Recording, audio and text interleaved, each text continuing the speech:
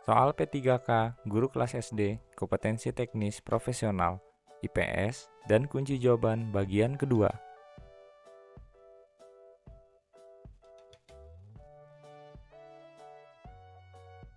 Soal yang pertama, pertumbuhan dan pertambahan jumlah penduduk di muka bumi membawa permasalahan yang sangat kompleks bagi kehidupan umat manusia. Kerusakan lingkungan hidup dirasakan semakin parah, di mana hal tersebut merupakan sebuah konsekuensi yang harus ditanggung oleh umat manusia. Karena A. Peperangan memperebutkan sumber daya di antara negara-negara di dunia. B. Ingin untuk menguasai dan mengeksploitasi sumber daya yang berlebihan. C. Keserakahan umat manusia untuk menumpuk kekayaan dan kesejahteraan. D. Semakin besar jumlah penduduk, semakin besar sumber daya yang dibutuhkan. E. Upaya untuk menyediakan fasilitas hidup dengan cara mengeksploitasi alam. Jawabannya adalah D. Semakin besar jumlah penduduk, semakin besar sumber daya yang dibutuhkan.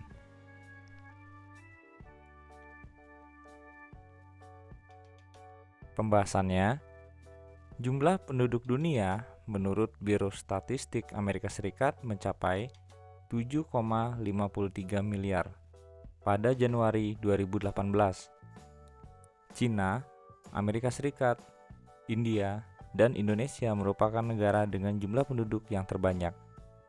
Untuk memenuhi kebutuhan manusia sebanyak itu, maka diperlukan eksploitasi yang semakin intensif atas sumber daya yang ada.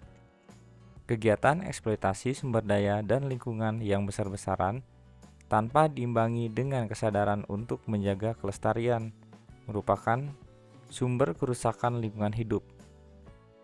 Pembangunan berkelanjutan adalah pembangunan yang memenuhi kebutuhan masa kini, tanpa harus mengurangi kemampuannya untuk memenuhi kebutuhan dari generasi yang akan datang. Pembangunan berkelanjutan harus memperhatikan pemanfaatan lingkungan hidup dan kelestarian lingkungannya agar kualitas lingkungan tetap terjaga. Persoalan ledakan jumlah penduduk dengan lingkungan hidup setidaknya menghadapkan manusia dengan 3 persoalan, yaitu yang pertama, soal jumlah penduduk yang begitu besar akan memerlukan sumber daya dan energi yang luar biasa dari alam.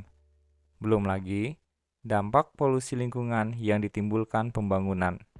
Yang kedua, teknologi yang terus berkembang melampaui kemampuan kendali manusia untuk mengaturnya.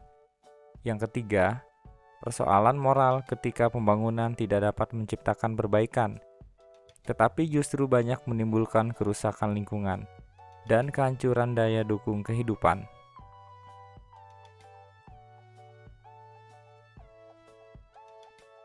Soal berikutnya, urbanisasi merupakan salah satu fenomena yang melanda negara-negara yang sedang berkembang. Perspektif geografi terhadap fenomena urbanisasi adalah A. Perubahan budaya dalam bekerja. B. Perluasan suatu area atau wilayah. C. Kedekatan antar ruang permukaan bumi. D. Penyebaran iptek yang merata. E. Tempat tinggal yang semakin rapat. Jawabannya adalah B. Perluasan suatu area atau wilayah.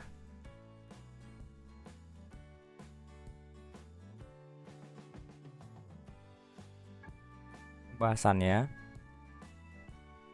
menurut D.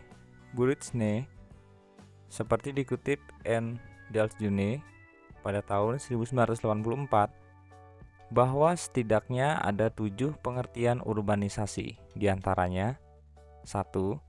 Pertumbuhan persentase penduduk yang bertempat tinggal di perkotaan, baik secara mondial, nasional, maupun regional. 2.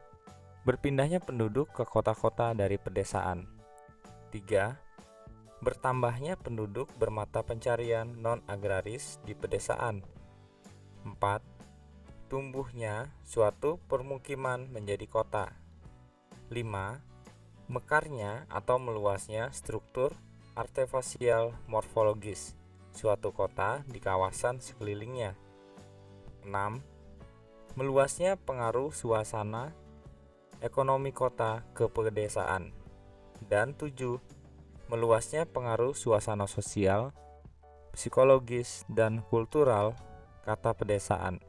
Ringkasnya, meluasnya nilai-nilai dan norma-norma kota ke kawasan luarnya. 3 peristiwa yang termasuk ke dalam proses urbanisasi yaitu A. Perpindahan penduduk dari pedesaan ke perkotaan. B. Perluasan areal atau kawasan kota. Dan C. Perubahan cara hidup sebagai orang kota.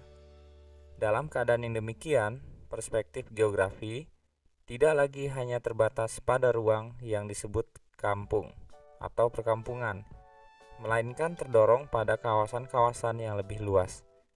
Perkembangan dan perubahan sosial ekonomi dan budaya yang mendorong seseorang untuk bekerja di kota atau mencari kehidupan yang lebih baik di kota. Sebagai pusat kegiatan ekonomi dan pendidikan, kota tentunya menjadi magnet yang sangat menarik, sehingga pemukiman di perkotaan mengalami perluasan hingga ke daerah periferal atau bahkan di pedesaan.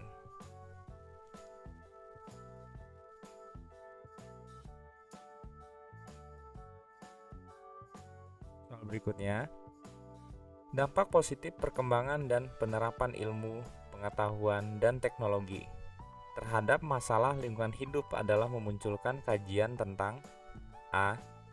Kawasan industri baru. B. Pemberdayaan lingkungan. C. Ide dan gagasan baru. D. Pengembangan temuan baru. E. Budaya imajiner yang interaktif. Jawabannya adalah A. Kawasan industri baru.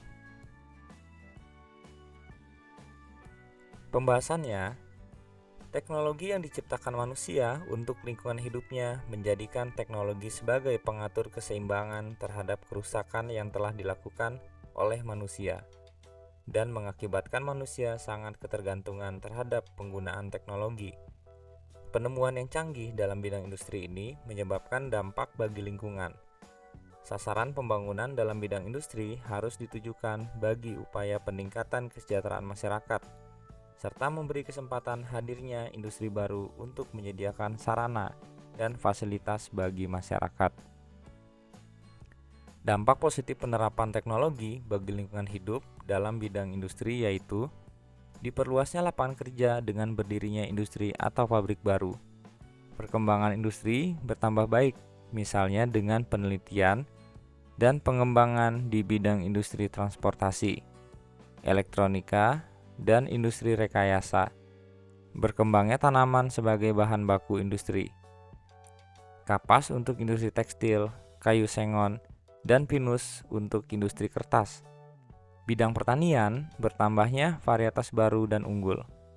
Peningkatan hasil produksi pertanian, dikenal dan dipakainya alat-alat pertanian modern, dan dikenalnya sistem pemupukan dan obat-obat hama.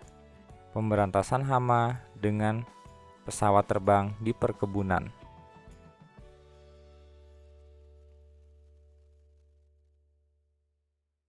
Bangsa Indonesia merupakan bangsa yang majemuk dengan berbagai suku bangsa, bahasa, tradisi, dan budayanya. Kemajemukan suku bangsa di Indonesia dipengaruhi oleh faktor-faktor berikut. A. Persatuan, kondisi geografis, letak kepulauan. B. Solidaritas, letak kepulauan, iklim. C. Interaksi, integrasi, keadaan geografis. D. Integrasi, solidaritas, kondisi geografis. E. Geografis, kultur setempat, adat istiadat. Jawabannya adalah E. Geografis, kultur setempat, adat istiadat.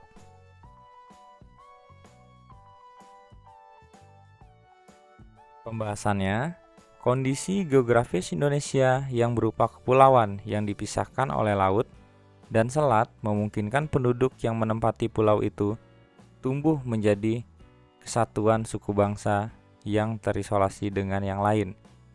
Setiap suku bangsa mengembangkan pola perilaku, bahasa, dan ikatan kebudayaan lainnya yang berbeda dengan suku bangsa lainnya. Hal ini merupakan adaptasi manusia dalam rangka menyesuaikan diri dengan alam, serta selaras dengan kehidupan alam di mana mereka tinggal. Bentuk wilayah kepulauan memberikan dampak terjadinya perbedaan pada bahasa, pola pikir, kebiasaan dan perilaku serta adat istiadat di antara suku bangsa Indonesia.